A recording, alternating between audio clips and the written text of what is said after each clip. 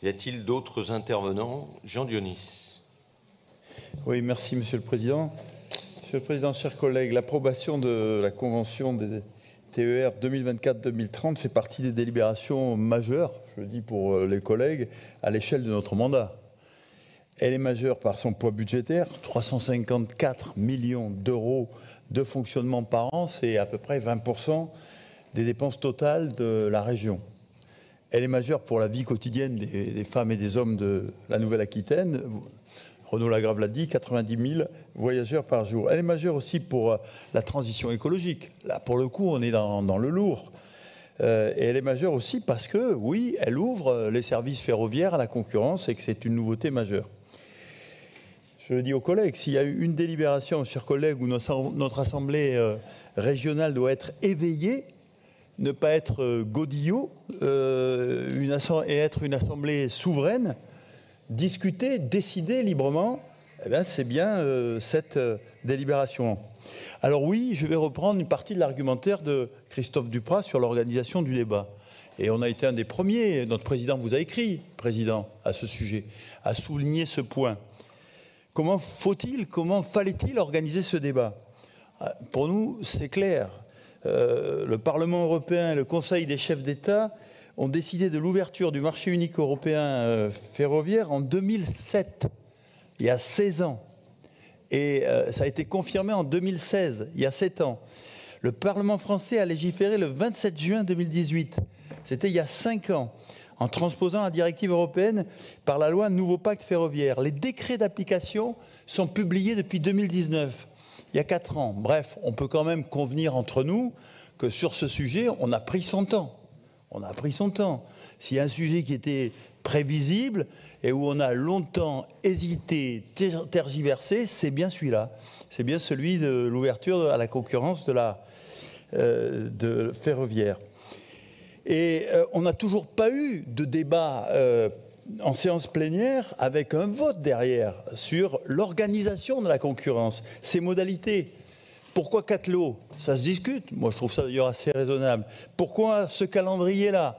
Le lot en 2027, le reste après. On n'en a jamais parlé ensemble. Jamais parlé ensemble. Et ce débat-là, pour nous, il a 2 lignes rouges démocratiques. Sur le contenu, jamais. Non. Il a 2 lignes rouges démocratiques. Premièrement, ces modalités, elles n'appartiennent qu'à l'Assemblée régionale. Qu'à l'Assemblée régionale.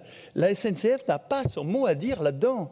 En aucun cas, pour nous, juridiquement, cela doit avoir sa place dans une convention entre la région et la SNCF, qui est un des opérateurs candidats.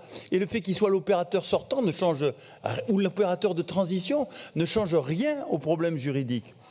Nous pensons personnellement que ça rend votre délibération fragile juridiquement.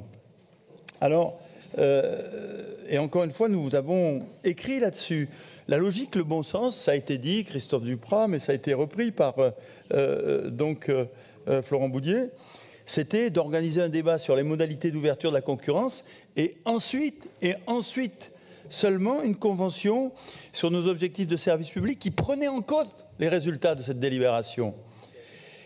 Et nous avons, n'avoir pas compris, le pilotage assez confus de ce dossier. Et comme disent nos jeunes, Monsieur le Président, on vous invite à être open et flex. Permettez-moi une image ferroviaire, il y a une petite erreur d'aiguillage. Alors donc, marche arrière, correction de voie empruntée. Si vous faites ça, notre groupe sera clair. Nous voterons l'ouverture à la concurrence. Nous voterons l'ouverture à la concurrence. Notre groupe a quelques marqueurs en termes de conviction. Nous ne badinons pas avec la construction européenne et ses réalisations pratiques comme le marché unique européen. Si vous maintenez cette convention confuse, mal construite, eh bien vous prenez la responsabilité de consolider les seuls adversaires de l'ouverture à la concurrence et les critiques légitimes, parce qu'il y en a, les critiques légitimes au service public ferroviaire tel qu'il est rendu aujourd'hui en Nouvelle-Aquitaine. À propos des critiques légitimes, soyons clairs, il n'y a pas de problème pour notre groupe pour dire qu'il y a eu un pilotage politique de vous-même, de Renaud Lagrave, et un travail des services qui a été sérieux sur ce dossier. Nous le disons. Qu'il y ait eu progression de l'offre, etc. Nous le reconnaissons, tant mieux, et on félicite les gens qui doivent être félicités. Mais ça n'épuise pas le sujet. Le sujet, c'est est-ce que notre service public ferroviaire évoluerait-il en masse, en qualité, pour être à la hauteur de la transition écologique? C'est ça le sujet. C'est pas est-ce que ça a progressé, etc. C'est ça le sujet. Et là, nous avons des amendements. Oui, nous avons des amendements, exactement 8 à vous proposer. Et au nom de notre intergroupe, j'aurai la responsabilité de vous les présenter. C'est important pour nous que la qualité soit appréciée ligne à ligne et non pas en consolidé.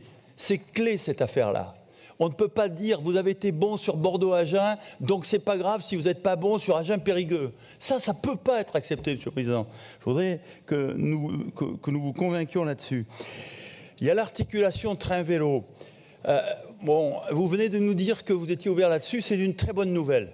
Moi, j'avais envie de dire, je commence à me fatiguer, la région, elle ne peut pas avoir toujours un train de retard sur le vélo. Bon, voilà. Et puis, il y a effectivement Modalis.